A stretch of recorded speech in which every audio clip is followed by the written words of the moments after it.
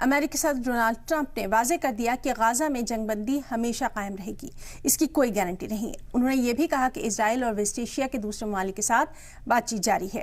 امریکی صدر اسرائیل کے وزیر اعظم بنجمن نیتن سے ملنے کے لیے پوری طرح تیار ہیں، جو حماس کے ساتھ جنگ بندی کے دوسرے فیز پر چرچا کے لیے واشنگٹن کے دورے پر ہے۔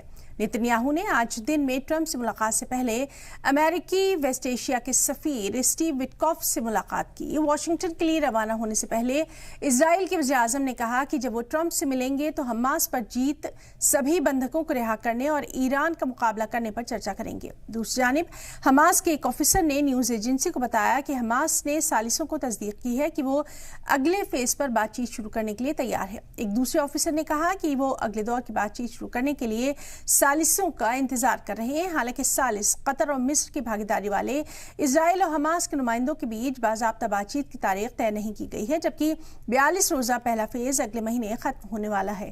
قطر نے تسلیم کیا کہ اسرائیل نے ابھی تک دوحہ میں نمائندوں کو نہیں بھیجا، بھلے ہی اسرائیل اور حماس کے بیچ اس بات پر اتفاق رائے بنی تھی کہ اگلے فیز کی بات چیت جنگ بندی کے 16ویں دن شروع ہوگی۔ قطر کی وزارت خارجہ نے کہا کہ نیتن کو وفد بھیجنے سے پہلے ٹرمپ سے ملنا اور ان سے چرچا کرنا چاہتے ہیں۔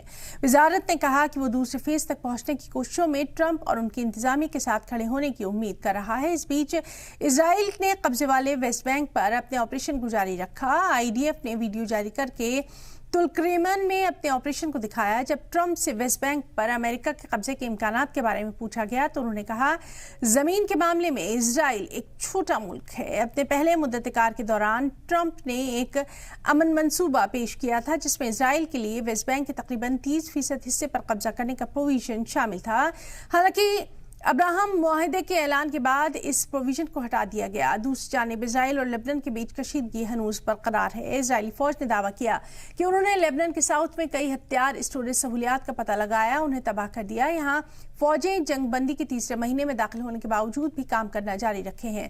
اسرائیل نے بنا کوئی ثبوت دیے کہا کہ سینکوں کو حزب اللہ کے متعلق مورٹار شیل، میزائل، راکٹ اور بڑی مقدار میں فوج کا سامان دیا گیا۔ سوال یہ ہے کہ جس طرح سے جنگ بندی کے پہلے فیز میں اسرائیل ابھی تک لگاتار فلسطینیوں کو اپنا نشانہ بنا رہا ہے، ویسٹ بینک پہ حملے کر رہا ہے، تو کیا بھروسہ کیا جا سکتا ہے کہ وہ آگے جنگ بندی جاری رکھے گا یا نہیں؟ ساتھ ہی جنگ بندی کے دوران بھی حملے جاری رکھنے والا اسرائیل کا جنگ بندی کے دوسرے فیز میں حملے جاری نہیں رکھے گا۔